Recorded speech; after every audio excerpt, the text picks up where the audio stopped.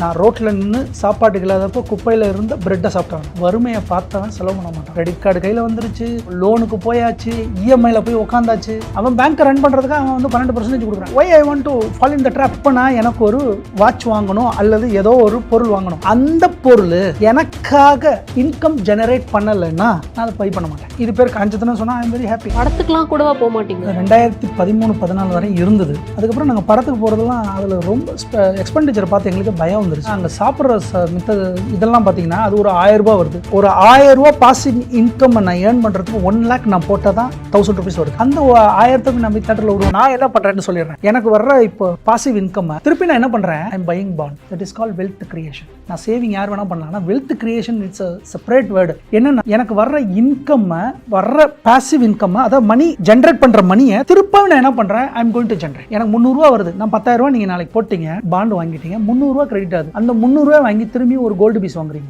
சின்னதாக ஒரு ETF ஏதோ ஒன்று வாங்குறீங்க 100 ரூபாய்க்கு. It's enough. It will make generate wealth creation பண்ணலாம். அப்போது நீங்கள் எவ்வளோ பண்ணுறீங்கிறது முக்கியம் இல்லை, ஆனால் எப்போ பண்ணுறீங்கிறது தான் முக்கியம்.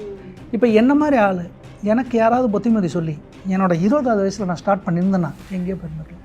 உங்களுக்கும் தான் இது. இப்போ இந்த பார்க்குற எல்லாத்துக்குமே தான் 20 வயசில் நம்ம ஏன் பண்ணல, நமக்கு ஏன் அதை சொல்லித்தரல? கிரெடிட் கார்டு கையில் வந்துருச்சு, லோனுக்கு போயாச்சு, இஎம்ஐயில் போய் உட்காந்தாச்சு. எல்லாம் போய் இஎம்ஐ வாங்குகிற மொபைல் இஎம்ஐ, எல்லாமே இஎம்ஐ. எதுக்கு இஎம்ஐ கிட்டத்தட்ட அவனுக்கு 12% போகுது. 12% பேங்க்கே நமக்கு தராது. பேங்க்கு கொடுக்குறதே 3% தானே. அவன் பேங்க்கை ரன் பண்ணுறதுக்கு அவன் வந்து 12% கொடுக்குறான். நம்ம why I want to fall in the trap. என்கிட்ட ஒன்று கேட்குறீங்க, நீங்கள் எப்படி ஒரு பொருள் வாங்கணும்னா, இப்போ நான் எனக்கு ஒரு வாட்ச் வாங்கணும் அல்லது ஏதோ ஒரு பொருள் வாங்கணும். அந்த பொருள் எனக்காக இன்கம் ஜெனரேட் பண்ணலைன்னா நான் அதை பை பண்ண மாட்டேன். இதுதான் என்னோட கான்செப்ட். அதே நான் திரும்பி சொல்கிறேன், நான் 600 ரூபா செலவு பண்ணாலும் அடுத்த 600 ரூபா வர வரை ஐ வில் வெயிட். திருப்பி ஐ ஒன்ட் ஸ்பெண்ட் இட். இது பேர் கஞ்சத்தனம்னு சொன்னாலும் சொல்லட்டும், ஒன்றும் பிரச்சனை இல்லை. கஞ்சத்தனம் சொன்னால் ஐ எம் வெரி ஹாப்பி. நான் ரிச்சுலாம் நான் சொல்ல, நானும் திரும்ப நான் சொல்கிறேன், 10 ரூபா சம்பாதிச்சால் தான் எனக்கும் தெரியும் வறுமை என்னென்னு தெரியும். நான் ரோட்டில் நின்று சாப்பாட்டுக்கு இல்லாதப்போ குப்பையில் இருந்த பிரெட்டை சாப்பிட்டாங்க.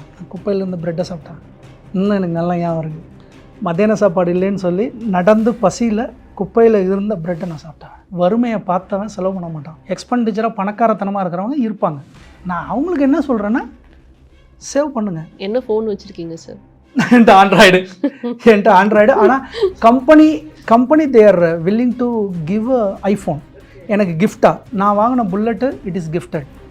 என்கிட்ட இன்னொரு ஐஃபோன் இருக்குது, அதுவும் தட் இஸ் கிஃப்டட்.